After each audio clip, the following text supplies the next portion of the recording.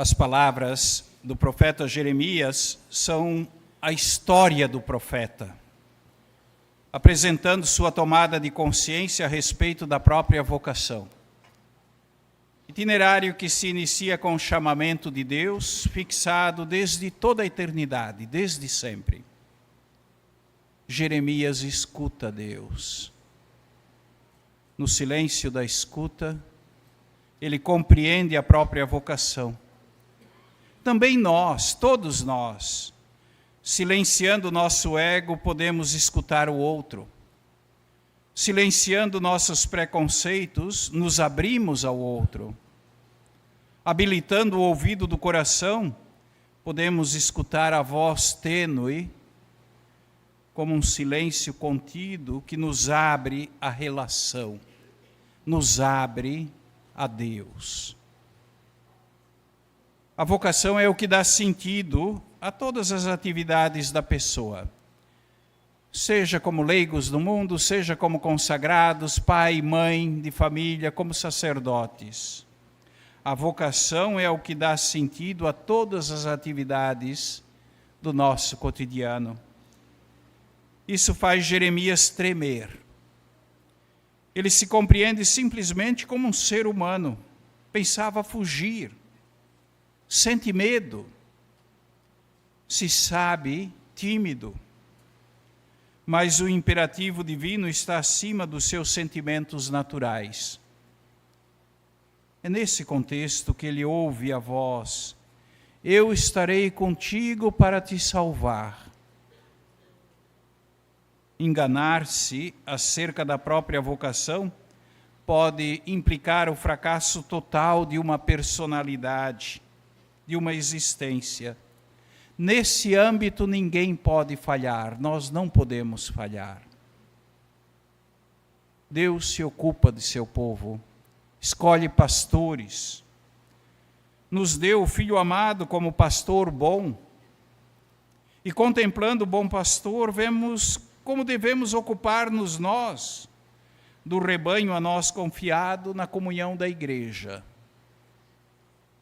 Jesus, isso lemos no Evangelho, expressa cuidado, atenção, proximidade, compaixão. E ele chamou alguns para o seguirem mais de perto. Curou outros, edificou multidões com sua palavra. Ele é bom, ele conhece. E quem diz conhecimento, diz contato, diz proximidade, diz comunicação real. A sua voz, o seu modo de ser, educa e orienta. Ser pastor é exemplo do pastor bom. Pensar com a mente do bom pastor de Cristo é para todos nós um desafio, eu diria, enorme e ao mesmo tempo apaixonante. Assumimos a vocação, assumimos a missão a nós confiada de forma generosa. De um lado, temos aqueles que nos são confiados. Por outro, temos os que buscam. Aos habituais é necessário alimentar. Aos ocasionais, abrir-se, dar atenção. E há ainda os que não estão conosco, os que não nos conhecem, não nos querem, ou mesmo nos ignoram.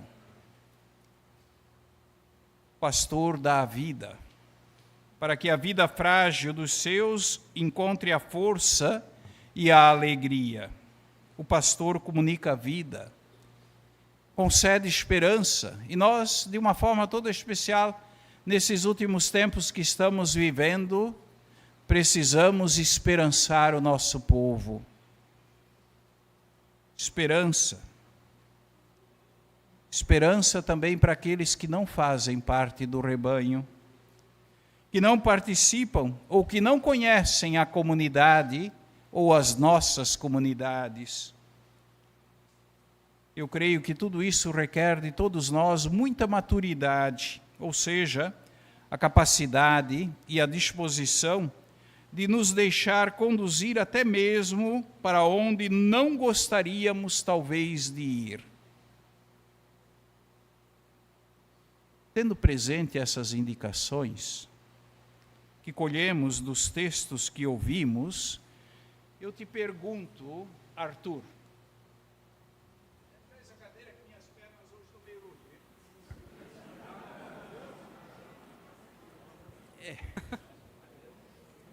Não é idade, viu? Não, aqui embaixo mesmo, quero bem pertinho dele, que eu quero falar no ouvido dele. Olho no olho, viu?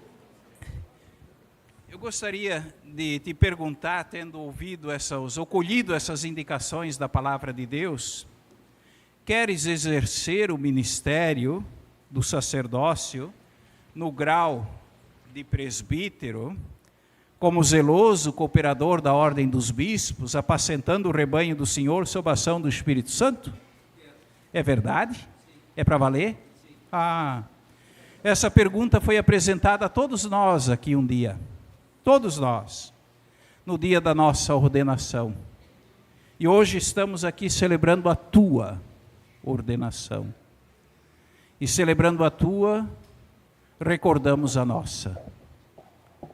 A pergunta que dirigimos a ti é também um convite dirigido a cada um de nós, recordando assim o sim que nós também um dia, livremente diante de Deus, diante da comunidade, diante do bispo, demos. É importante recordar, pois nós nunca podemos esquecer o ponto de partida. Nós não podemos esquecer o ponto de partida. Quando se esquece o ponto de partida, entra outro espírito, que não é mais o do bom pastor. Arthur, o padre, não está sozinho. Ele é colaborador do bispo no seio de um presbitério, na comunhão. O padre se compromete a servir e a guiar o povo de Deus na comunhão deste presbitério. Talvez tu te perguntes, o que devo fazer? Eu não sei te dizer não, viu? Eu não sei detalhar. O cotidiano, por assim dizer, vai nos moldando. Cotidiano. O que eu posso então te dizer, talvez? Te digo que o padre é alguém que se sente chamado, que acolheu um dom, que aperfeiçoa no cotidiano. E graças à unção, ao Espírito, ele oferece com paixão. Isso diz de compaixão, né? A vida em favor do povo de Deus. Eu creio também que quando o amor é o motor da ação do pastor, então a ação é fecunda. Se Jesus nos perguntasse aqui hoje, tu me amas? Como perguntou a Pedro 3 vezes, tu me amas, tu me amas? Ele não esperaria de nós respostas do gênero mais ou menos assim. Eu faço reuniões, encontros, eu dou formação, eu animo pastorais, as homilias são bem preparadas, há uma pastoral social forte, etc. Ele certamente quereria saber outra coisa. Ele quereria saber se também tens tempo para ele. Nos perguntaria e te perguntaria se ele é o centro da nossa vida. É que a missão do padre, e eu também sou padre, os bispos também são padres, né? A missão do padre e a sua identidade só podem ser compreendidas a partir de uma dupla ligação: a intimidade com Jesus e a intimidade com o povo de Deus, especialmente com os mais pobres, em todas as dimensões da existência. Isso requer, eu creio, o cultivo de uma intensa, vigorosa vida espiritual. Tem um ditado do nosso povo que diz assim: saco vazio não para em pé. Sem espiritualidade, não. E aqui também nós necessitamos de particular atenção, pois quando a espiritualidade se torna espiritualização, a vida do corpo físico se torna carnalidade. Por isso, Arthur, coragem. O nosso tempo está marcado por velhas e novas feridas, velhos e novos desafios, necessitando que sejamos artesãos de relação, de comunhão, a exemplo do bom pastor, necessitando de ânimo novo, disposição renovada, jovialidade. Jovialidade. Eu admiro a coragem e a disponibilidade de vocês. Admiro.